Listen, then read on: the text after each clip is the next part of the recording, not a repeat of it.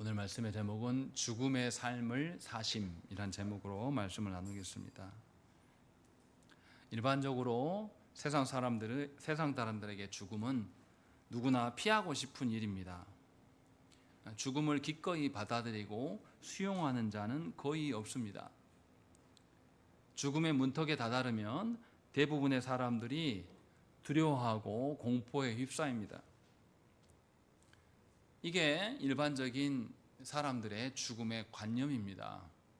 그렇다면 그리스도인에게도 동일한 죽음일까요? 그리스도인에게 죽음은 과연 어떤 의미일까요? 오늘 본문에 보면 예수께서 이 땅에 죽으러 오셨음을 밝혀줍니다.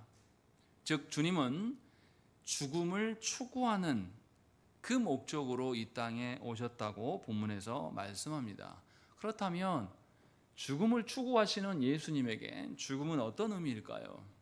그리고 그 예수님의 죽음의 관념이 우리에게도 적용되는 말씀이 오늘 본문에 나타납니다. 그래서 이 설교를 들은 이후에 저와 여러분들의 죽음에 대한 태도나 관념이 바뀌셔야 됩니다. 이것이 오늘 설교의 목적인 것이죠. 먼저 24절을 보면 예수님이 죽음을 바로 말씀하지 않습니다. 미라를 예로 들어서 설명합니다. 농부가 씨를 뿌리는 목적은 무엇입니까? 농부가 땅을 갈고 그 땅에 물을 뿌려가면서 씨앗을 뿌리는 이유는 그 씨앗이 그 흙 속에서 포근하게 씨앗 그대로의 형태를 유지하라고 뿌리는 경우는 없습니다. 반드시 씨앗이 죽어야 되고 씨앗이 죽어야지만 씨앗의 형태가 씨앗에서 새 새싹으로 전환이 됩니다.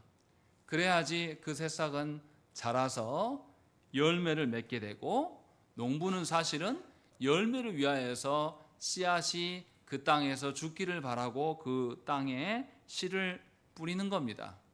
그러니까 씨앗의 본분은 사실은 죽는 겁니다.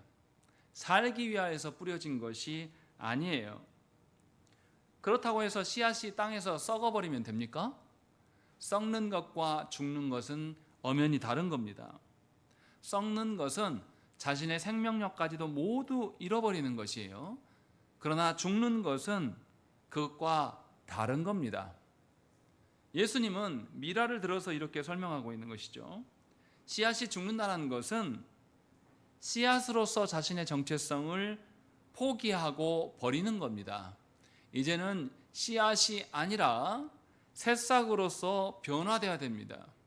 그래서 자신의 씨앗의 정체성을 포기할 줄 알아야지만 새싹으로서의 정체성으로 전환이 됩니다.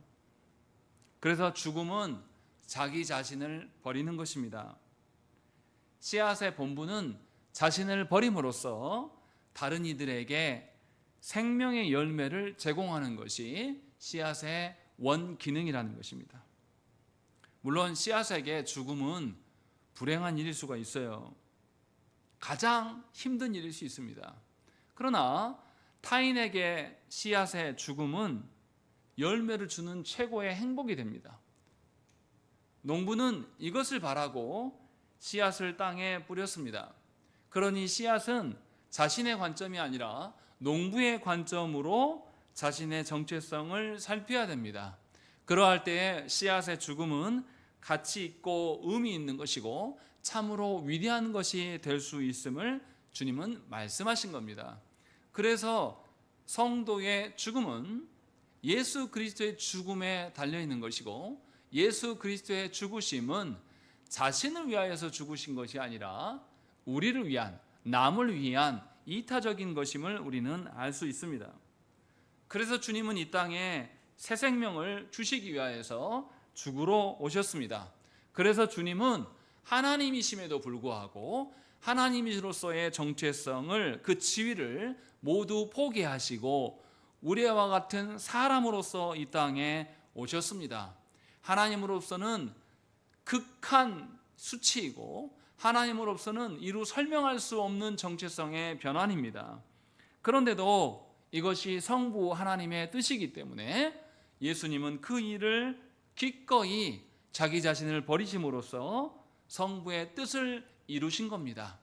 이것이 하나님의 영광이 되는 것이고 성부의 영광이 예수 그리스도의 죽으심으로 드러나게 되는 것이죠. 그러나 세상은 뭐라고 말합니까? 세상은 우리에게 이타적인 삶을 살라고 말하지 않습니다. 언제나 세상은 우리에게 이기적으로 살으라고 이야기해요. 그래서 뭐라고 말합니까? 무엇보다도 자기 자신을 사랑하라고 말합니다. 세상의 근본은 자기애예요. 자기애. 자기 자신을 사랑함입니다. 그래서 우리는 극도로 이기적입니다. 우리의 본성은 자신밖에 몰라요. 그래서 얼마나 우리가 우리밖에 모르는 존재이기 때문에 역지사지란 말도 있지 않습니까? 이게 잘 안 돼요. 늘 말하지만 우리는 늘 이기적으로 살아간다는 것입니다. 그래서 어거스틴은 타락한 이후에 인간에게 주어진 가장 치명적이고 모든 문제의 원흉이 뭐냐면 자기애라고 이야기를 했습니다. 자기를 누구보다도 자기 자신이 사랑하는 것, 이것이 모든 문제의 원흉이고 우리 인류에게 있어서 가장 슬픈 일이다 라고 어거스틴은 밝혔습니다. 그만큼 자기 자신을 사랑하는 것, 이기적인 것은 아주 무서운 일인 것이죠. 그래서 우리의 타락상을 하나님은 너무나 잘 아셨기 때문에 하나님께서 10가지의 언약의 말씀을 우리에게 주십니다. 그게 십계명이죠. 십계명의 압축을 예수님이 뭐라고 말씀하십니까? 십계명에서 우리의 사랑의 대상은 나입니까? 아니에요. 하나님과 이웃이라고 분명하게 강조하십니다. 우리 자신이 아닌 하나님과 이웃을 사랑함이 하나님 나라의 모든 질서의 근간이라고 말씀하신다는 것입니다. 그래서 주님은 자기 자신을 위하여서 죽지 않으십니다. 자기 자신을 미워하시고 자기 자신을 내어주심으로 말미암아서 영원한 생명을 보존할 수 있다고 말씀하셔요. 그래서 사도 바울도 고린도전서에서 날마다 자신이 죽는다고 고백을 했습니다. 일상적으로 자기 자신을 부인하는 것이 아니라 모든 출발점이 하나님과 이웃으로부터 출발되어야 된다고 강조하는 것이에요. 이 땅에서 우리 육신의 생명은 영원한 생명이 아닙니다. 잠깐 있다가 없어지는 한시적인 생명이에요. 우리 늘 경험하지 않습니까? 저도 해가 바뀔 때마다 육신이 쇠락해져 가고 제가 갖고 있었던 모든 몸의 기관들이 기능이 약화되는 것들을 늘 경험하게 되는 거죠. 이 우리 육신의 생명을 우리 스스로 붙잡을 수가 없습니다. 왜냐하면 하나님이 정해놓으신 때가 있기 때문에 언젠가는 우리는 이것을 자연스럽게 다 놔야 합니다. 그런데도 우리는 이것에 목매입니다. 이것이 마치 영원한 생명인 양 착각을 해요. 그래서 하나님께서 명하신 인생의 질서를 우리가 부인합니다. 그래서 요즘 현대인들은 어떻습니까? 50대인데도 20대 같은 피부를 유지하기 위해서 얼굴에 별짓을 다 합니다. 심지어 하나님께서 주신 대로 살고 싶지 않기 때문에 얼굴에 본판을 싹 갈아엎고 이것이 마치 여성의 정체성인 양 이것을 칭송하고 이것을 찬양하는 것이 언론의 프로그램으로 나오고 그렇게 변화된 자신을 보면서 눈물을 흘리는 것이 현대인들의 지저분한 생각이에요. 분명히 아름답게 늙어가는 것은 늙어져 가야 되는 것이 아름다운 겁니다. 그런데도 우리는 그 육신의 어떠함을 붙들고 거기에서 씨름하고 그것을 놓치지 않기 위해서 예수는 허망한 자기 사랑에 빠져서 남들을 짓밟고 남들의 것까지 약탈해서라도 나만 건강하면 되고 나만 젊음을 유지하면 되는 것처럼 살아갑니다. 결국에는 하나님께서 명하신 질서까지도 우리는 파괴하기를 원해요. 그래서 여성들이 피부에 좋다 하면 뭐까지 활용합니까? 태아에 있었던 태반까지도 사가지고 어떻게 해서든지 자신의 건강을 위하여서 붙잡으려고 애를 쓰는 그런 미련함을 보여줍니다. 그의 영혼과 마음은 아주 천박하기에 이를 데 없는데 그러한 자신의 천박함에 대해서는 고려하지 않은 채로 세상의 흐름을 따라가는 것이 마치 아름다운 것이냐, 그것을 조장하는 것이 우리 시대의 모습이에요. 그래서 주님은 우리에게 말씀하십니다. 네 자신을 버리고 남을 사랑하는 것, 하나님의 사랑으로서 타인을 사랑하는 것이 우리 모든 것의 출발의 근간이 되어야 될 것들을 말씀하신다는 것이죠. 그래서 주님은 자기 자신을 사랑함을 미워하셨습니다. 타인을 사랑하기 위해서 자신을 파괴하는 것이 아니라, 자신을 버리는 것이 파괴되는 것이 아니라 오히려 성부께 나아가는 확대되는 비결이라고 주님은 말씀하셨습니다. 그래서 예수 안에서 우리는 예수 그리스도의 죽으심으로 말미암아서 우리는 성부께 나아갈 수 있는 길이 열리게 된 것입니다. 이것을 주님은 영생의 삶이라고 말씀하신 거예요. 그러니 예수님의 죽으심은 곧 우리의 죽으심이고, 예수님의 죽으심으로 말미암아서 우리의 삶은 확대되고 팽창되어져 가는 것입니다. 이것이 예수께서 말씀하시는 죽음의 개념입니다. 정리하면 십자가 없이는 영광이 없습니다. 죽음 없이는 생명도 없습니다. 그리스도께서 순종하시는, 이성적으로 생각할 때는 주님의 죽으심이 굉장히 어리석고 미련해 보이지만 그 어리석음 없이는 복음도 우리에게 주어질 수가 없는 것입니다. 그래서 예수님은 죽음을 맞이하러 이 땅에 오신 겁니다. 주님은 생명을 버리고 죽으러 오심을 자신에게만 적용하고 있지 않으십니다. 25절에 보시면 자기의 생명을 사랑하는 자는 잃어버릴 것이요 이 세상에서 자기의 생명을 미워하는 자는 영생하도록 보존하리라 라고 말씀하시면서 예수님을 따르는 모든 자들에게 자기 자신을 버리고 주를 따르라고 말씀하십니다. 왜냐하면 우리 모두는 그리스도로 인하여서 그리스도의 죽고 부활하심으로 말미암아 교회된 자들이기 때문에 주께서 걸어가신 고난의 길, 그 죽음의 길을 따라 걸어가야 하는 자들입니다. 이를 위하여서 주님은 두 가지 것을 요청해요. 26절 말씀 우리 한번 읽겠습니다. 시작.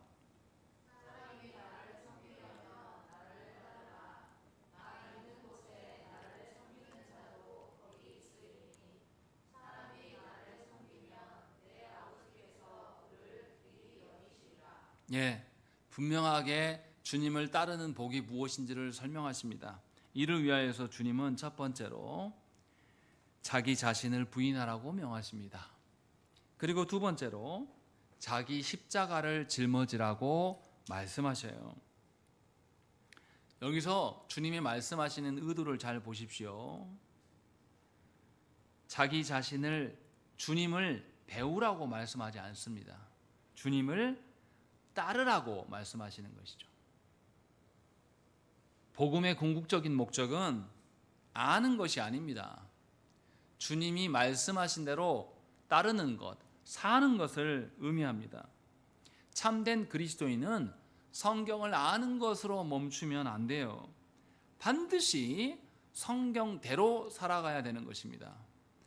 교회됨도 성경에서 근거하여서 그렇게 교회됨을 살아가야 되는 것이고, 가정도 성경에 근거한 가정이 되어야 되는 것이고, 부모의 역할도 자녀의 양육도 성경에서 말씀하신 대로 행해야 되는 것이 합당한 성도의 삶입니다. 과연 우리가 하나님께서 주신 자녀와 가정과 교회를 하나님의 말씀하면서 찾고 있는지 돌아보셔야 된다는 것이죠. 그렇지 않고 기어이 내가 경험하였고 우리 시대에 유행하는 방식으로서 자녀를 양육하려고 하는 것은 자기 자신을 포기할 줄 모르는 교만함이고 악덕입니다. 분명하게 이것을 성경은 금하고 있는 것이죠. 반드시 말씀대로 살아가야 되는 것이에요. 내 생각에 그렇고 내 경험에 그렇고 내가 해보니까 그래 라는 것은 반성경적이며 하나님을 향한 대적입니다. 그래서 하나님의 말씀은 우리 모두의 인격이 되어야 되고 우리의 모든 삶의 경향성이 되어야 됩니다. 우리의 추구할 바가 되어야 된다는 것이죠. 그래서 우리는 말씀을 읊조리는 것입니다. 무엇보다 예수께서 자기 자신을 부인하신 것처럼 성도는 자기 자신을 부인하고 주님을 따라야 됩니다. 그래야지만 우리는 주님이 거하시는 그곳에 함께 거하며 살아갈 수가 있습니다. 그래서 시편 84편 10절 말씀에서 시인은 뭐라고 그러냐면 주의 궁정에서의 한 날이 다른 곳의 첫날보다 나은즉 악인의 장막에 사는 것보다 내 하나님의 성전 문지기로 있는 것이 좋사오니 라고 고백을 하는 거예요. 자기 자신을 부인하고 주를 따르는 자에 대해서 주어지는 두 번째 복은 성부께서 그를 존귀히 여겨주신다라는 것입니다. 성부께 인정을 받는 자는 세상과 사람들에게 인정을 더 이상 구걸할 리가 없습니다. 하나님의 인정은 세상의 다른 어떤 것과 대처할 수 없는 가장 값진 것이고 우리의 마음을 채우고도 남음이 있는 것입니다. 하나님의 인정으로 살아가는 자는 영혼을 바라보고 살기 때문에 잠시 유행하는 세상의 어떠한 것에 휘둘리지도 않습니다. 또한 썩어 없어질 것에 대해서 그러한 세상 가치에 대해서 우리의 마음이 휘둘리지도 않는다라는 것입니다. 그래서 예수 그리스도를 따라서 나를 버리고 우리의 십자가를 지고 따라가는 자는 예수와 함께 살아갈 수 있으며 성부 하나님의 인정하심 가운데 살아가기 때문에 어느 누구에게도 비굴하지 않은 채로 의연하고 떳떳하게 살아갈 수가 있다고 말씀하는 것입니다. 여러분 자녀들에게 자존감을 키워주고 싶고 여러분 자녀들에게 자긍심을 주고 싶다라면 무엇보다도 여러분들이 그리스도와 함께 고난의 길을 걸어가야 합니다. 그래서 우리 부모가 보여주는 그 자존감, 성부로부터 흘러나오는 예수 그리스도로 말미암아서 안정된 삶을 흔들리지 않는 그런 삶을 살아감을 자녀에게 보이는 것이 자녀 교육의 가장 큰 본이라고 성경은 말씀하고 있어요. 그렇기 때문에 예수와 함께 죽고 예수와 함께 사는 것이 우리의 삶의 근간이며 그렇기 때문에 그리스도인들에게 죽음의 관념은 바뀔 수밖에 없는 것입니다. 내가 이 교회를 다닌데도 세상 사람들과 같이 죽음의 공포 가운데 살아간다면 여러분은 아직도 예수 그리스도의 고난에 대해서 동참하지 않는 자이며 여전히 세상의 거짓된 것에 속아 있는 자라는 것을 성경은 말씀하고 있습니다. 그러니 성경의 말씀 앞에서 여러분들의 죽음의 관념을 돌아보셔야 됩니다. 내가 무엇을 위해서 살아가는가? 내가 죽고 난 이후에야 예수 그리스도를 만나게 될 것들을 동경하고 소망하며 살아가고자 하는 그렇게 살아가는 자인지를 늘 묵상하면서 돌아보셔야 돼요. 입에 달린 대로 아이고 죽겠네 하며 살아가는 것은 그리스도인의 삶이 아니에요. 조금만 어려움이 있으면 눈물을 짓고 괴로워하면서 모든 것을 잃어버린 것 같은 표정을 짓고 살아가는 것은 그리스도인의 성도의 표정이 아니라는 것입니다. 성경은 우리에게 이렇게 복된 것을 말씀하고 있는데도 우리는 이것을 취할 줄을 몰라요. 그래서 여전히 사망의 그늘이 우리의 얼굴을 뒤덮습니다. 여러분 그런 얼굴을 보신 적 있습니까? 일이 힘겹고 괴로운 인생을 살아서 얼굴이 쭈글쭈글하고 손은 이렇게 부어가지고 다 터져 있는 그런 노인의 모습. 그런데 그 노인에게 누구도 따라할 수 없는 평안한 얼굴, 기쁜 웃는 얼굴이 있다라면 그 노인을 보고 누가 추하다고 하겠습니까? 그의 주름을 보고 누가 더럽다고 말하겠습니까? 그의 검버섯을 보고 누가 비난하겠어요? 그러한 어른이 있으면 우리는 공경할 거예요. 그가 아주 거친 인생을 살았지만 그에게 드러난 놀라운 평안함을 보면서 참된 어른이라고 말할 겁니다. 이러한 일들은 자기 자신을 그리스도의 십자가에 못 박는 자들에게 드러나는 그러한 일입니다. 날마다 편안하고 아무 일도 하지 않은 채로 하나님과 아무런 상관없이 무의도식하는 삶, 그것이 마치 하나님께서 주신 복된 삶이라고 착각하지 마십시오. 하나님 나라를 위하여서 날마다 끊임없이 분투하고 힘쓰며 애쓰는 자에게는 거친 주름과 상처가 온몸에 생겨날 수밖에 없고, 그러나 그 안에서 드러나는 성부 하나님의 인정하심이 그 어떠한 것보다 밝은 광채로 드러날 수밖에 없음을 성경은 말씀하고 있어요. 여러분들에게 그러한 삶이 있기를 원합니다. 여러분들이 그러한 삶을 살아가는 교회의 어른이 되시기를 빕니다. 이것이 예수께서 우리에게 주시는 복입니다. 그런데 주님이 갑자기 27절에 이상한 말씀을 하셔요. 27절 말씀을 읽겠습니다. 시작.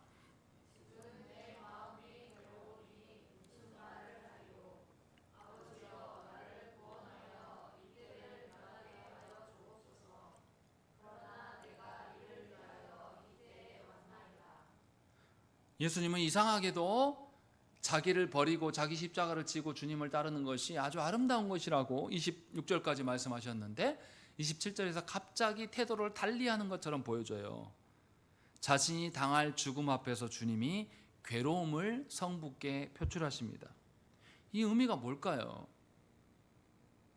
예수의 죽으심은 우리의 죽음과 다른 겁니다. 예수의 죽으심은 성부로부터의 버림당하심이에요. 성부로부터의 단절입니다. 그래서 27절에 주님이 마음이 괴롭다고 말씀하십니다.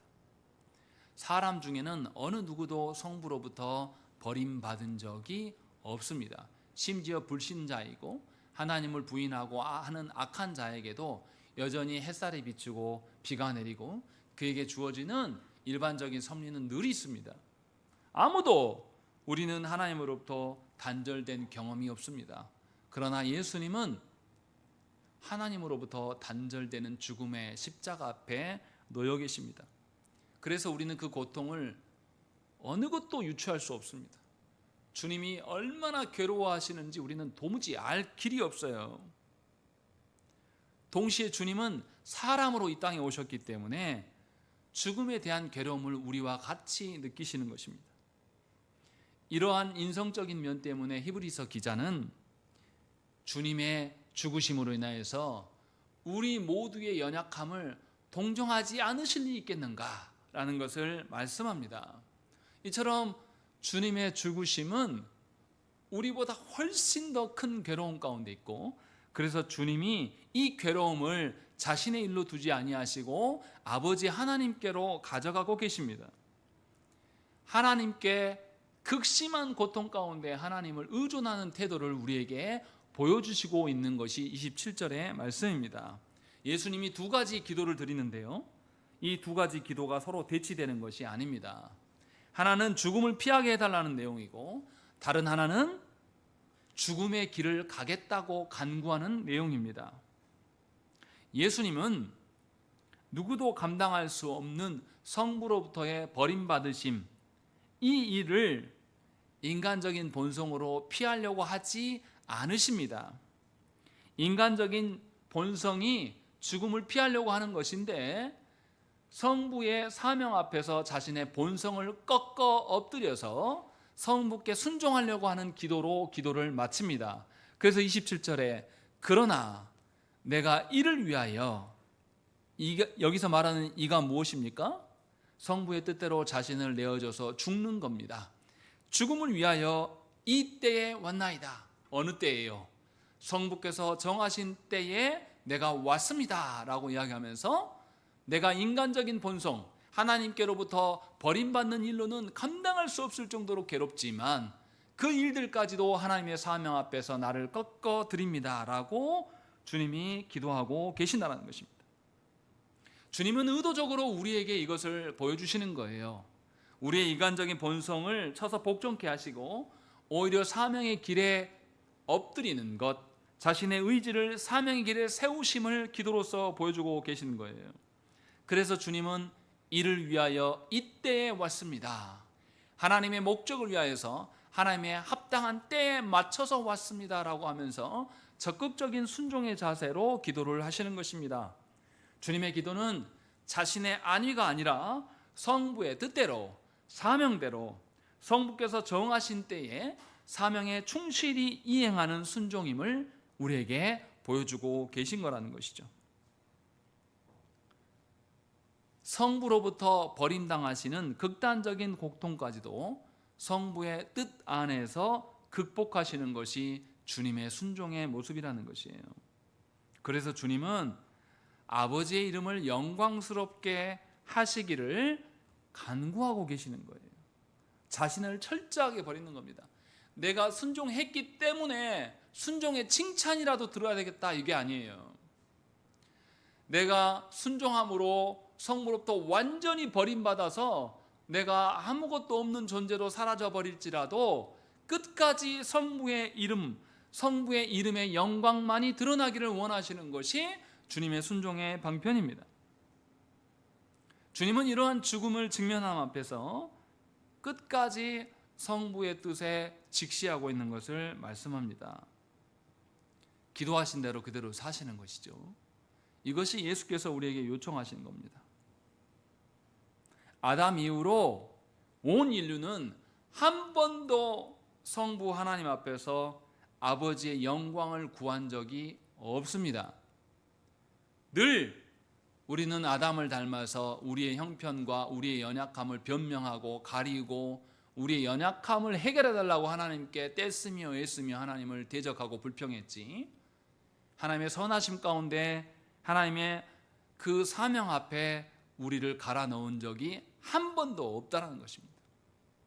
그래서 예수께서 사람으로서 두 번째 아담으로서 완벽한 순종을 우리에게 보여주시는 것입니다.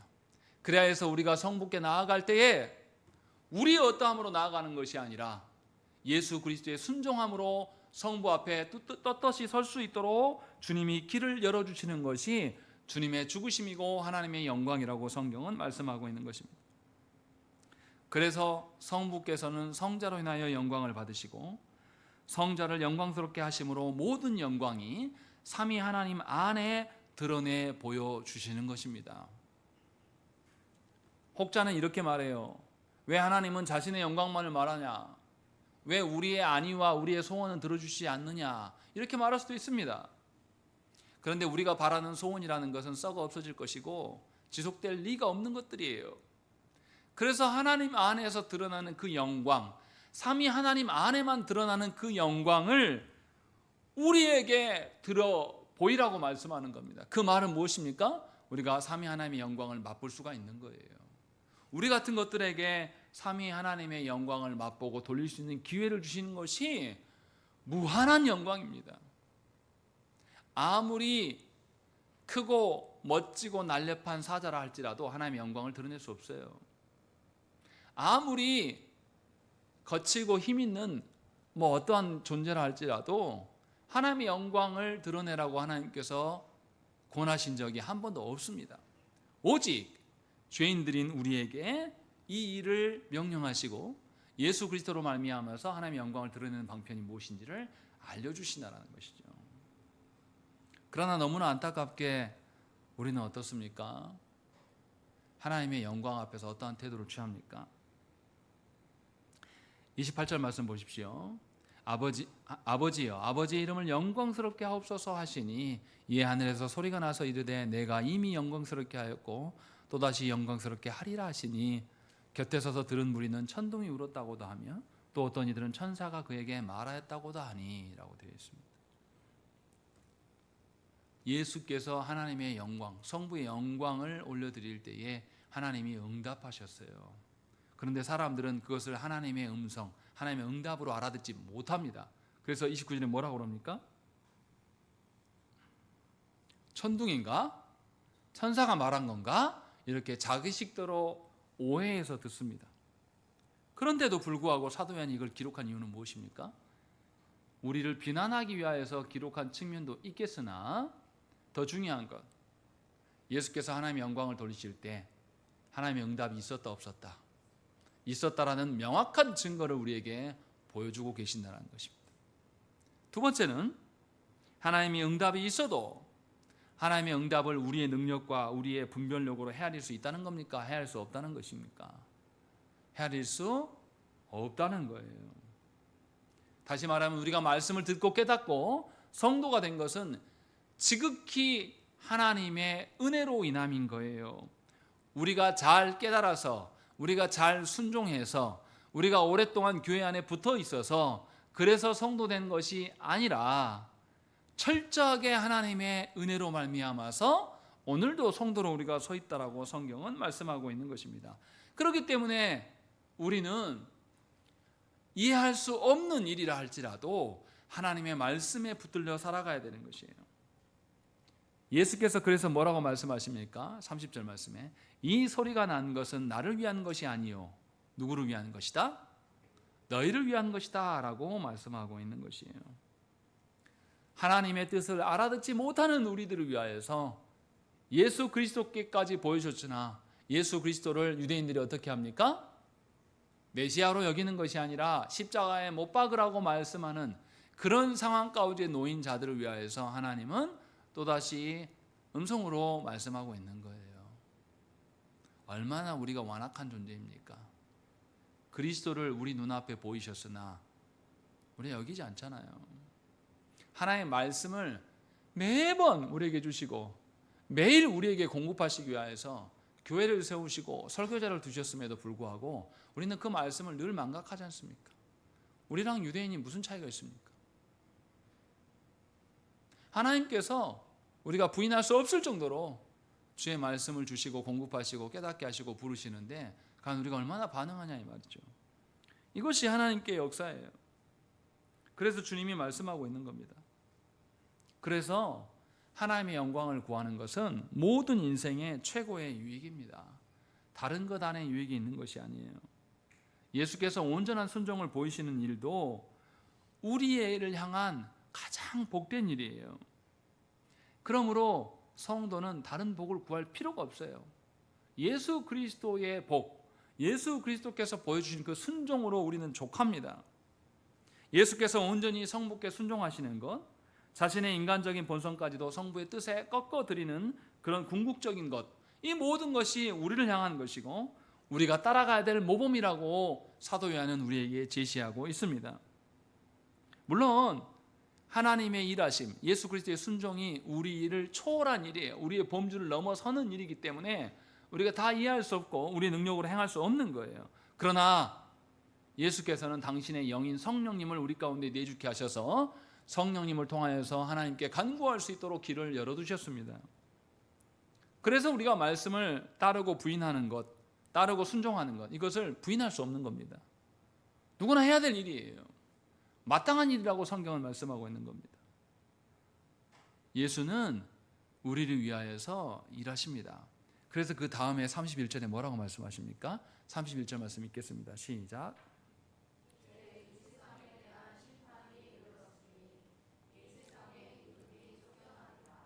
예수님은 심판을 행하실 것도 말씀하여 진멸을 위한 심판을 말하는 것이 아닙니다. 개혁, 변혁을 위한 심판이라고 말씀하고 있어요. 왜냐하면 아담과 하와의 타락 이후로 하나님 나라의 질서가 깨져버리고 거짓된 죄의 질서가 우리 가운데 통용됩니다.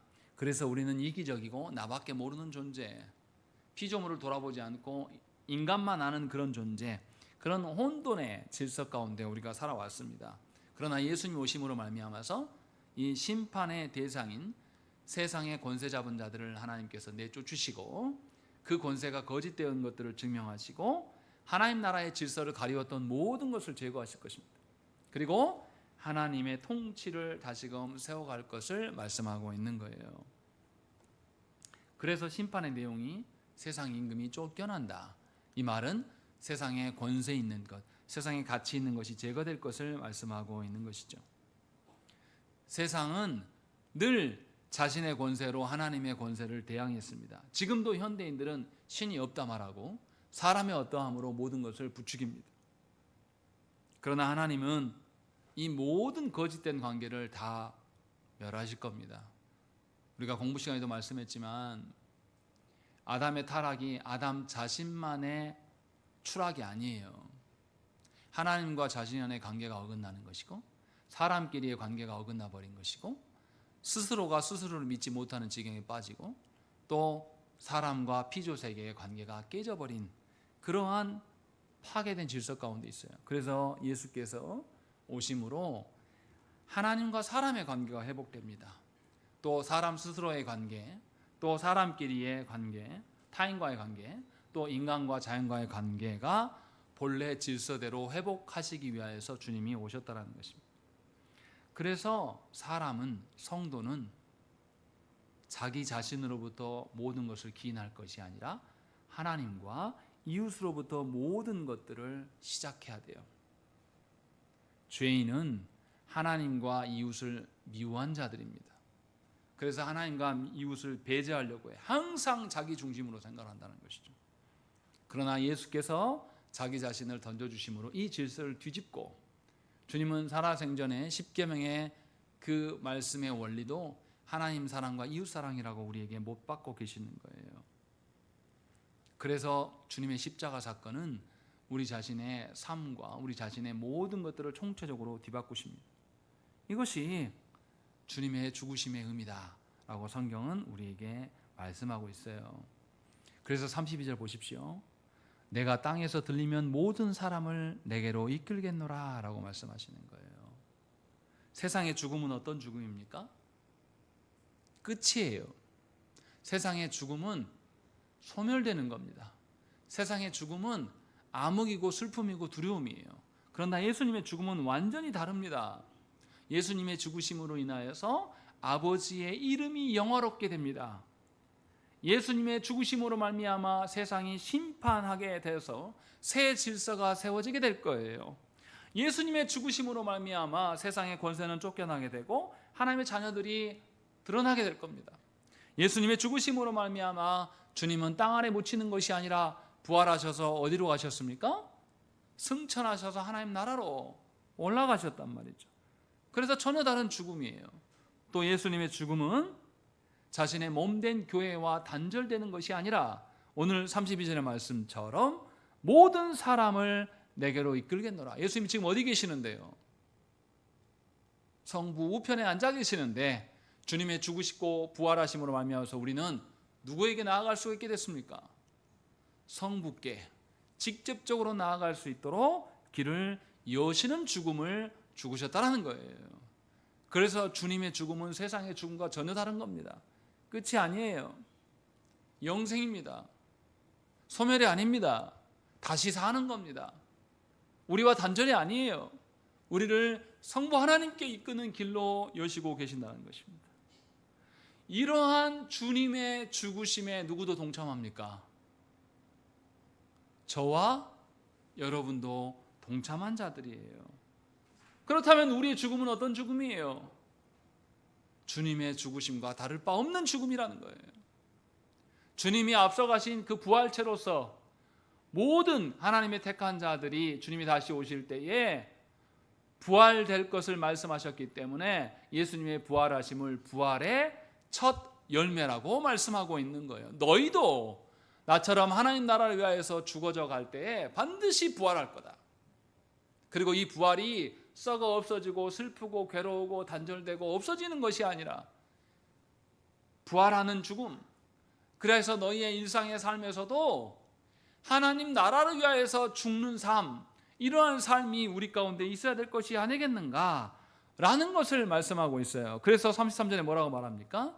이렇게 말씀하시면 자기가 어떠한 죽음으로 죽을 것을 보이십니다 라는 거죠. 주님은 지금 이 말씀하실 때 살아계셨습니까? 죽으셨습니까? 살아계셨습니다. 주님은 살아계실 때에도 성부께서 말씀하신 죽음을 위하여서 살아가셨어요. 주님은 성부께서 말씀하신 죽음으로 사신 자입니다. 주님은 살아계실 때도 그렇게 살아계신 거예요. 그런데 감히 우리가 그리스도로 인하여서 성도된 우리가 어떻게 나 살자고 살겠습니까? 어떻게 내 이름값을 위하여서 살겠습니까? 나를 죽이고 나를 십자가에 못 박고 주님께 따라가는, 주님 앞에 나를 없애고 오로지 주님만이 내 삶을 살아가는, 그래서 우리의 성도의 삶은 일상의 삶에서 죽는 삶이어야 되는 거예요. 그것이 사도 요한 선생이 우리에게 전하는 주님의 말씀입니다. 과연 우리가 예수 그리스도의 죽음을 반영하는 삶을 삽니까? 여러분들의 삶 가운데 예수 그리스도께서 보여주신 그 죽음을 반영하기 위해서 힘쓰고 있음이 있습니까? 주님의 죽으심을 반영하는 자는 세상 일에 휘둘릴 여유가 없어요. 주님의 죽으심을 위하여서 살아가는 자는 감정이 상한 이유가 없어요. 성부께서 인정하시는데 왜 내 감정이 상합니까? 그런 하찮은 일에 내가 휘둘립니까? 그럴 일이 없다라는 것이죠. 하나님 아버지께 나아갈 수 있는 확장된 길이 우리 앞에 있습니다. 그리고 예수 그리스도께서는 살아계셔서 우리를 위하여서 다스리십니다. 그 길이 우리 앞에 놓여 있습니다. 우리는 주님과 함께 죽는 삶을 살아가시면 돼요. 그럴 때에 우리의 영생은 보장되고 영생을 누릴 수가 있습니다. 바라기는 정향에 속한 모든 성도들이 예수 그리스도로 인하여서 여러분 육신의 본성을 죽이고 십자가에 못 박고 하나님의 사명을 위하여서 날마다 죽는 삶을 사시기를 간절히 축원합니다. 함께 기도하겠습니다.